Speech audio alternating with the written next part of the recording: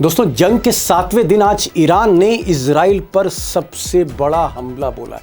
आप कह सकते हैं कि इजराइल के नाभि पर ऐसा तीर मारा है कि नेतन्याहू के दफ्तर से लेकर फौज का सारा निजाम इजराइल में आज हिल गया है, घबरा गया है। अब दोस्तों, जंग का सबसे बड़ा खुलासा करने जा रहा हूं, जिसकी तस्दीक IRCG Islamic revolution guard core, जो ईरान की फौज है, इस्लामिक फौज है, उसने की है। और इजराइल पूरी तरह से चुप है, वेस्टर्न मीडिया पूरी तरह से चुप है। दरअसल ईरान ने आज पहली बार अपनी सबसे खतरनाक मिसाइल खुर्रम शहर 4 का इस्तेमाल किया, और निशाना ऐसा था, टारगेट ऐसा था जिसकी उम्मीद नेतन्याहू से लेकर एयरफोर्स के चीफ तक को नहीं थी।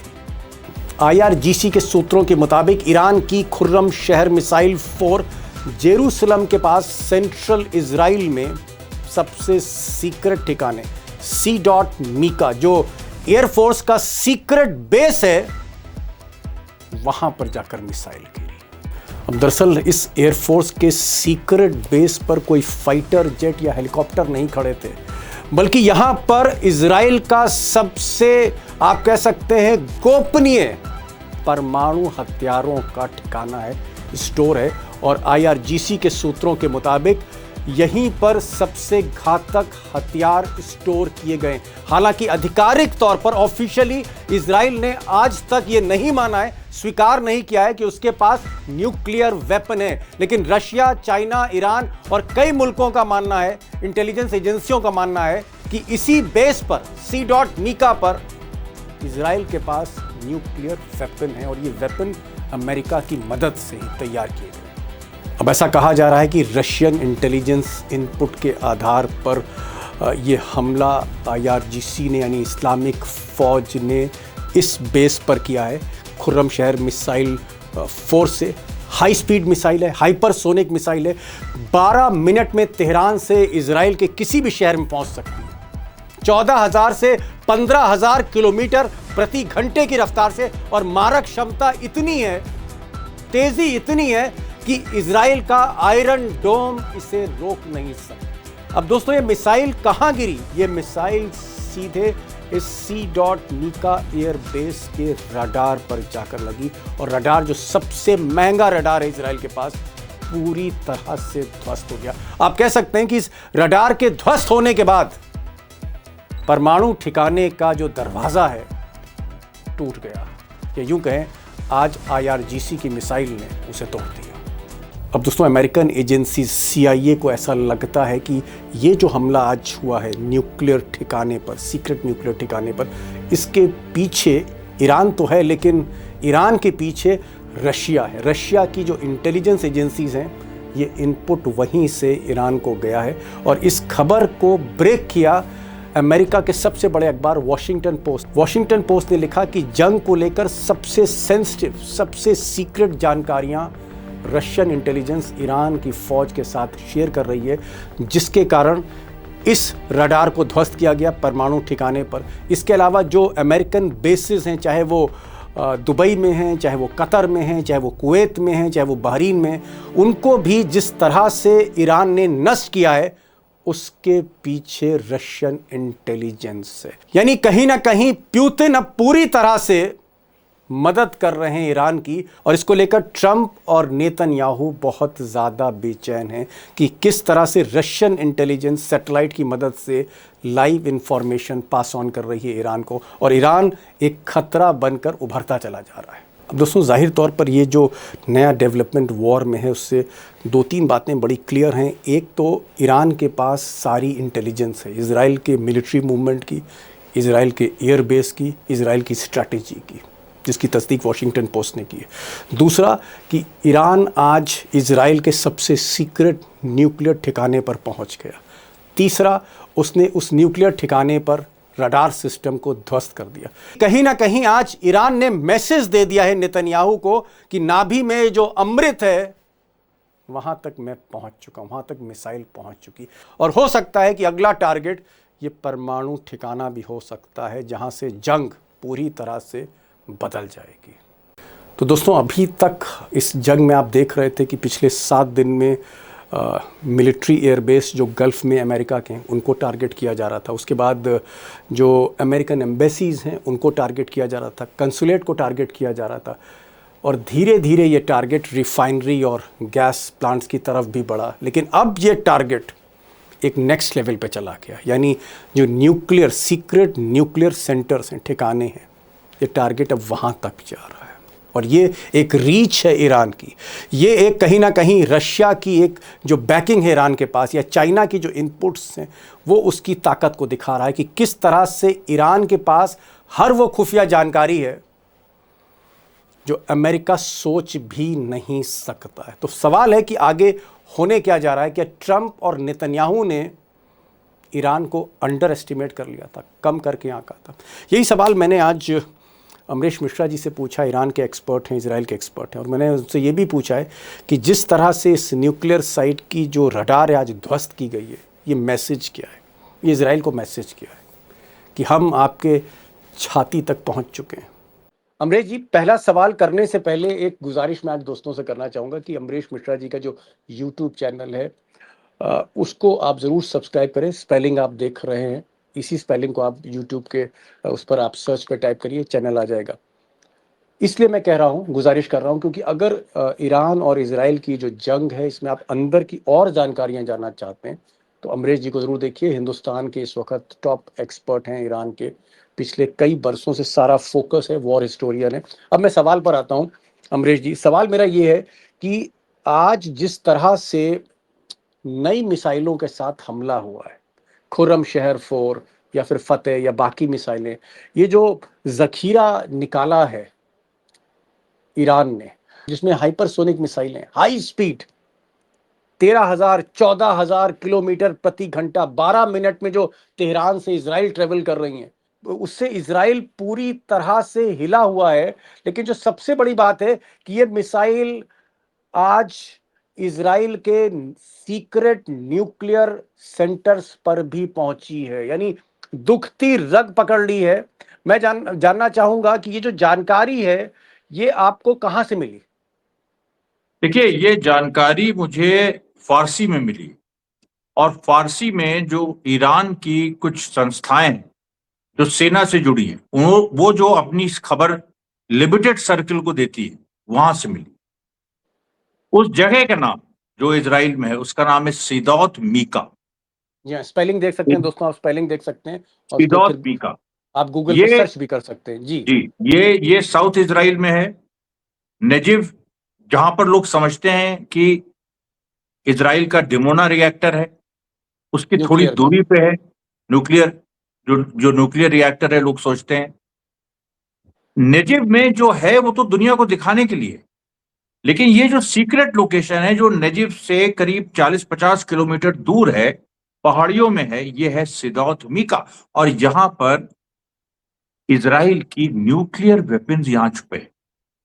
ओ जो ओ ओ जी जी जी, जो जेरिको 3 आईसीबीएम्स जो न्यूक्लियर टिप्ड हैं, they are the okay, only ones which are capable of carrying nuclear warheads, वो वहां हैं, और वहां ईरान ने मार दी। मतलब आप कह रहे हैं कि जो इजराइल की सबसे बड़ी ताकत है, उस ताकत पर चोट कर दी, या यूं कहूं कि नाभि पर तीर मार दिया है इजराइल बिल्कुल के। बिल्कुल, और सोचिए कहां मार, जो एकमात्र रडार है वहां, वो हाइड्रोकार्बन रडार है। एकमात्र जो रडार है उस जगह का, वो जो बहुत ही सोफिस्टिकेटेड रडार है, जो कभी क्षतिग्रस्त नहीं हो सकता, वहां मार दिया। और मेरी खबर है कि वो क्षतिग्रस्त हो गया है, यानी ओहो अब अगला ओहो हमला ओहो। वो सीधे वहां करेंगे जहां न्यूक्लियर वेपन्स। ओके, मतलब आप कह रहे हैं कि वो जो न्यूक्लियर साइट है, न्यूक्लियर सेंटर है, उसका जो रडार है, जो रडार मिसाइलों को पकड़ता है, उसी पर जाके हिट कर दिया। यानी आप ये कह सकते हैं कि दरवाजा तोड़ दिया है, अब अंदर घुस सकती है जो अगली मिसाइल जाएगी। मैं यहां पर एक चीज पूछना चाह रहा हूं। वॉशिंगटन पोस्ट ने आज खबर की है, बड़ी खबर है इस वक्त जंग को लेकर, कि प्यूतिन की तरफ से सारी सटीक जानकारियां, जितनी भी इंटेलिजेंस इनपुट्स हैं लाइव, कि अमेरिका का इस वक्त एयरक्राफ्ट का मूवमेंट कहाँ है, उनकी फौज का मूवमेंट कहाँ है, उनकी जो बेस है वहां पर कितने सैनिक हैं, ये जो जानकारियां हैं, ये सारी जानकारियां ईरान को दी गई और ईरान ने उन्हीं इनपुट्स में, वो जो इंटेलिजेंस इनपुट थी, उसी के बिना पर आधार पर अपनी मिसाइलें मारी, जहां से अमेरिका को बहुत बड़ा नुकसान है, जान माल का नुकसान है। ये जो पुतिन अचानक युद्ध में कूद गए हैं, इसकी क्या वजह आपको लग रही है? इस पहलू पे हम लोग पहले भी बात कर चुके हैं। रशिया और चाइना को लोग समझते हैं कि वो पीछे से हैं, लेकिन नहीं, वो पीछे से नहीं है। देखिए, everything changed after the assassination of इमाम खामनेई। इमाम खामनेई के की जो हत्या हुई है, उसके बाद से सब कुछ बदल गया।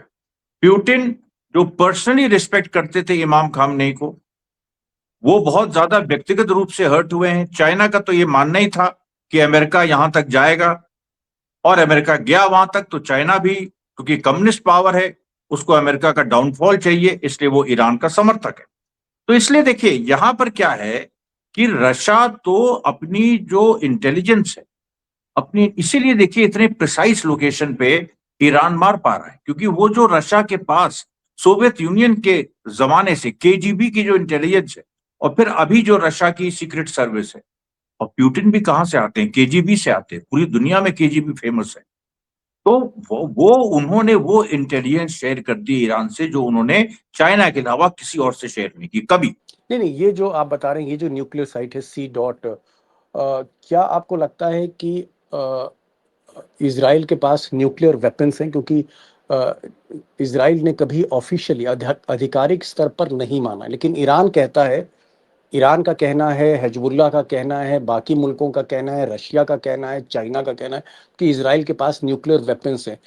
क्या आपको लगता है कि ये जो आज स्ट्राइक की है उसके रडार पर जो न्यूक्लियर फैसिलिटी है, ये इस जंग का, युद्ध का एक नया मोड़ है, टर्निंग पॉइंट है?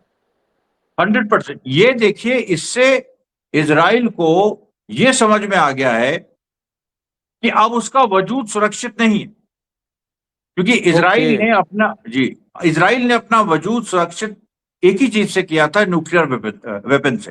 दुनिया को नहीं पता, लेकिन हम लोग को पता है, सबको पता। और वो जेरिको 3 जो आईसीबीएम्स हैं, जो न्यूक्लियर हथियार डाल सकती हैं, वो वहीं पर हैं, सिदौत मीका में। और उनके पास उनके वो ऐसे ऐसे बंकर्स वहां लगे हैं, जिसको, जो न्यूक्लियर एक्सप्लोजन को भी विथस्टैंड कर सकता है। लेकिन फिर सवाल उठता है कि रडार जो था वो कैसे क्षतिग्रस्त हो गया। इसका जी। मतलब है इसका मतलब है कि इलेक्ट्रॉनिक वॉरफेयर वहां इस्तेमाल हुई, और इलेक्ट्रॉनिक वॉरफेयर में मास्टर चाइना है। चाहे दो बातें दोस्तों अमरीश जी कह रहे हैं। एक वो कह रहे हैं कि जो इलेक्ट्रॉनिक वॉरफेयर है, एक तरह के डिजिटल वॉरफेयर कह लीजिए, इसमें जो मास्टरी है, कम्युनिकेशन में जो मास्टरी है, वो चाइना की। तो एक तरफ चाइना का इनपुट है, चाइना के टेक्नीशियंस तेहरान में हैं, या जो भी उनके लैब्स हैं ईरान में, वहाँ पर हैं।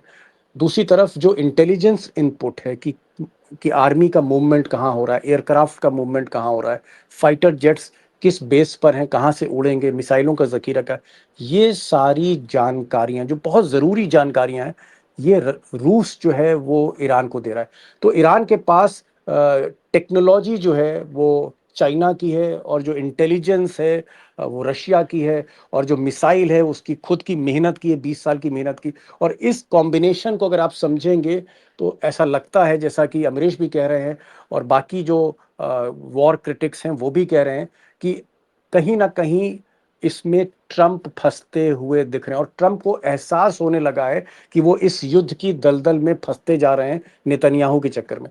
क्या इसको मैं मानूं कि आगे ये जो जंग है ये लंबी खींचेगी अमरीश जी, और लंबी खींचेगी, और जितनी ये खींचेगी उतनी ही दिक्कत ट्रंप को होगी?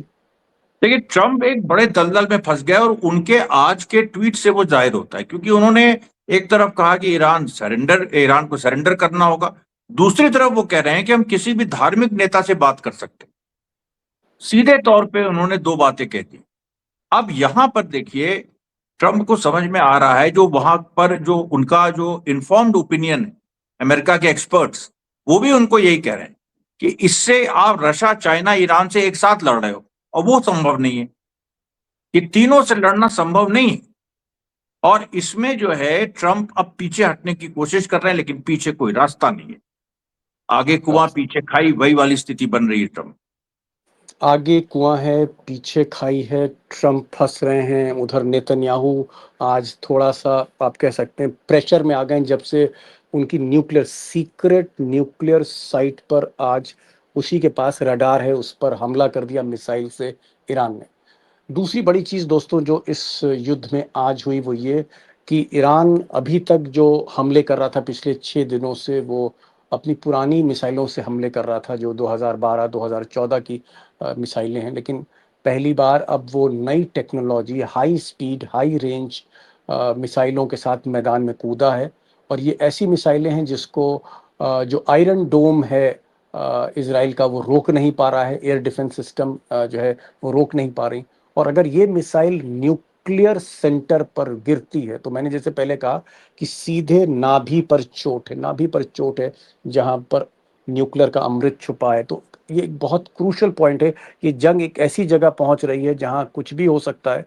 और जिस तरह से प्यूतिन कूद गए हैं, जिस तरह से चाइना पीछे से मदद कर रहा है जो अमरीक जी कह रहे हैं, ऐसा लगता है कि ईरान में भले ही तबाही तेहरान में हो रही हो, लेकिन कहीं न कहीं जहाँ तक बिसात बिछी है इस जंग की, ईरान अभी कमज़ोर नहीं है और दोराहे पर खड़े हो गए हैं इस वक़्त डोनाल्ड ट्रम्प। हम अपडेट करते रहेंगे और अमरीश जी जिस तरह की आप इनपुट लाते हैं, कमाल है साहब।